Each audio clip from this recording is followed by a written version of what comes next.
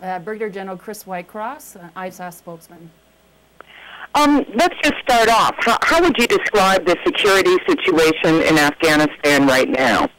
What's the situation in Arghandab, and what does that say about the overall conditions in the South right now?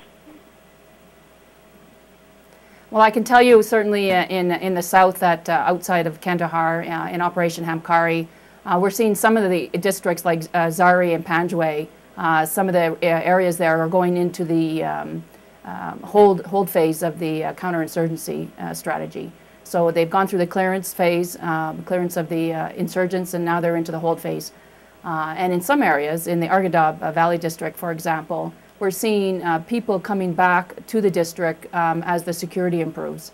It's actually good. And in some cases, we're seeing the elders and some of the leaders of the different villages coming back and helping the Afghan and coalition forces identify, weapons cache areas and things like that. So we are seeing certainly an improvement in the security situation in Kandahar. If we go to Helmand, for example, in RC Regional Command Center Southwest, we're seeing some progress on the clearance and a lot of areas in the central Helmand district in the hold, and in fact a couple of the districts in that area are actually in the build phase of the counterinsurgency strategy. So as you know, in the counterinsurgency strategy we have clearance, clearing the area of the insurgents, and then of course the hold, which is the Afghan National Security Forces coming in and maintaining that secure area, and then the build, which is starting to bring in effective governance and working on sustainable social development for the area. So in terms of Kandahar, where are things right now? What's kind of the progress report in terms of the situation vis-a-vis the Taliban in Kandahar? Well, I can tell you that the in Hamkari, that the clearance work being done on the sort of the first phase of the coin strategy is showing some success. They are pushing out the insurgents. We are seeing some great success in our SOF operations and our Special Operations Force operations, actually throughout Afghanistan, but certainly in the Kandahar region as well. And we're seeing the process going from a clearance to a hold, where the Afghan forces, and in that area, I mean, the majority of the security activities being done there are resourced by almost 75% Afghan security forces. So coalition Afghan working hand in hand, but the majority of the effort there being done by the Afghans.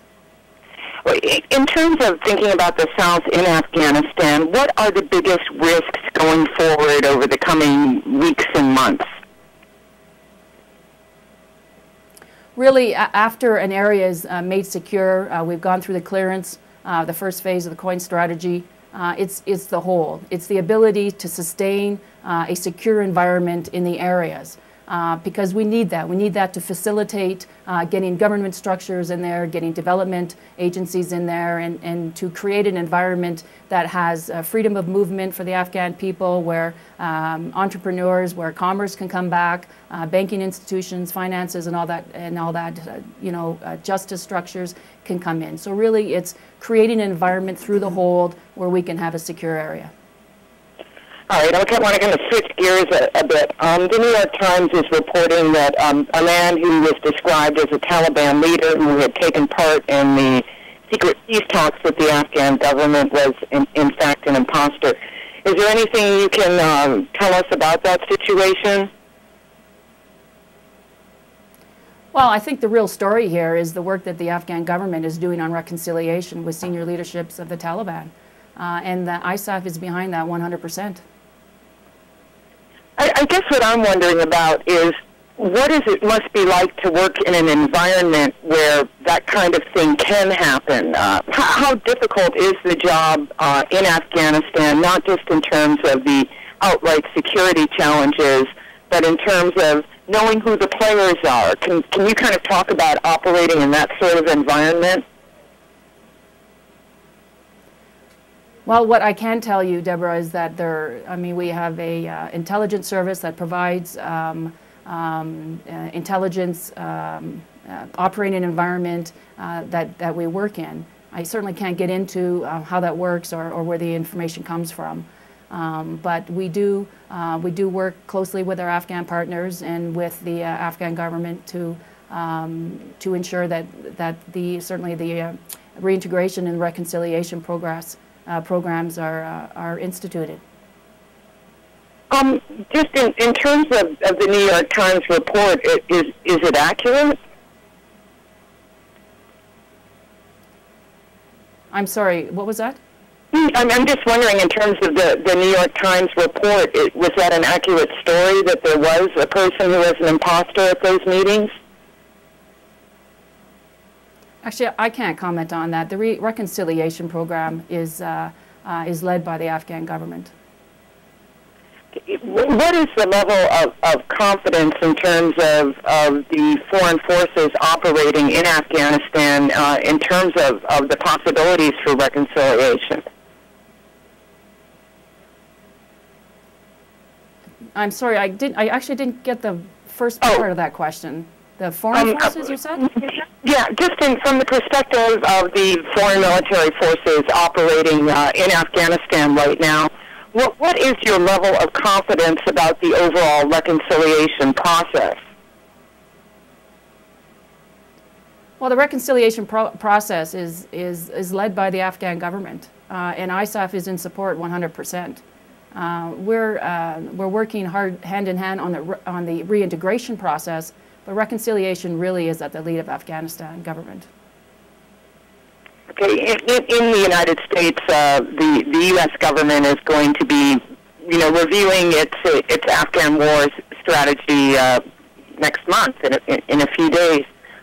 How would you describe what has happened in the Afghan war so far this year, since the additional forces have been added into the theater? What's your view of what progress has been like in Afghanistan this year?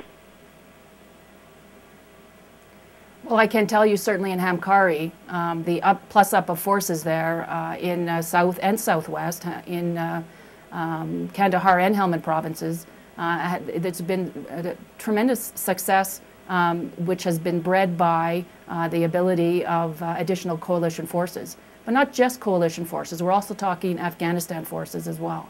The extra thousands of troops in Hamkari has provided the ability of the Afghan and coalition forces, the resources in order to be able to clear the area of the insurgents. I don't think we can understate that. But also I think it's really important to identify here that it's not just about the coalition forces, it's about the capacity building of our ANSF brethren, of the ANA and the ANP, the Afghan National Army and the Afghan National Police. And it's about their enabling, their working hand in hand with the coalition forces, the learning, the increasing their capacity, increasing their enabling functions of logistics, medical, and such. I think that's the real story here. And it works certainly in tune to the ability of the ANSF to take on the security requirements of this country by the end of 2014.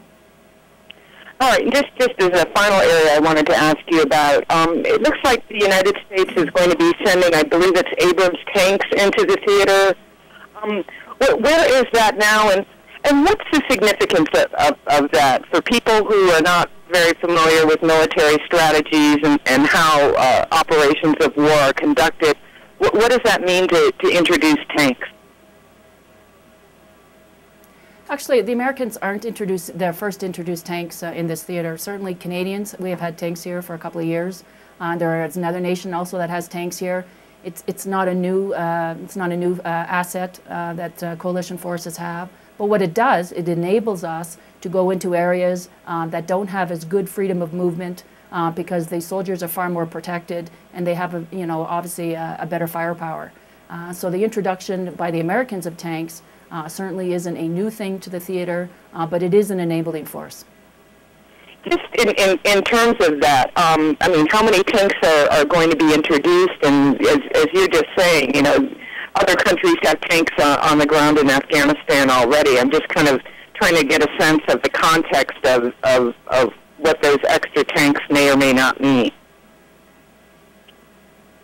Actually, don't have the number of tanks. They're certainly not, certainly not a lot in terms of numerical quantity. But just in terms of force on the ground and of an enabler, a force multiplier, as it were, tanks really provide not just protection for our coalition forces and certainly our Afghan forces, not just the people near them, but the people that are surrounding them, but also provides a bit of firepower as well.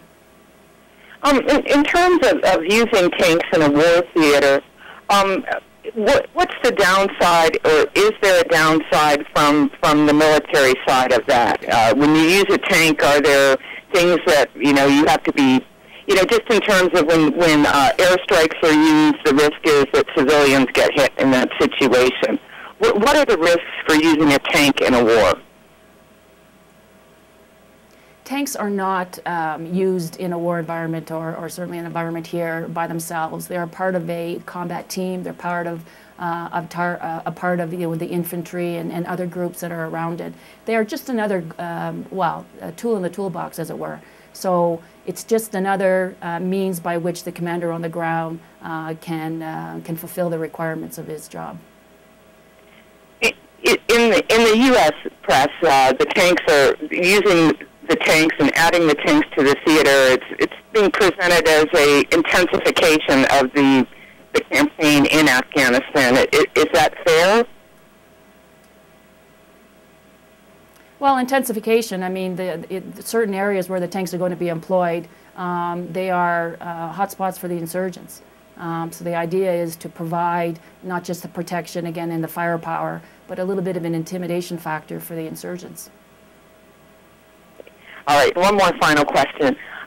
General Petraeus said earlier this year that we're in it to win it in Afghanistan. What does winning in Afghanistan mean now?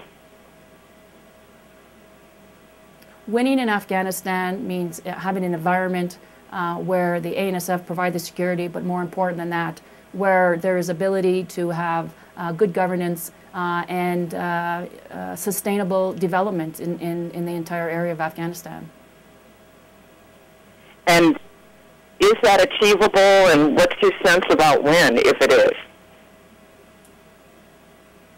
Well, I can tell you, it just is expressed in the Lisbon summit. I mean, the ideal are NATO is here until they're no longer required, and then the ANSF forces are be able to provide the security. Next is here in Afghanistan by the end of 2014.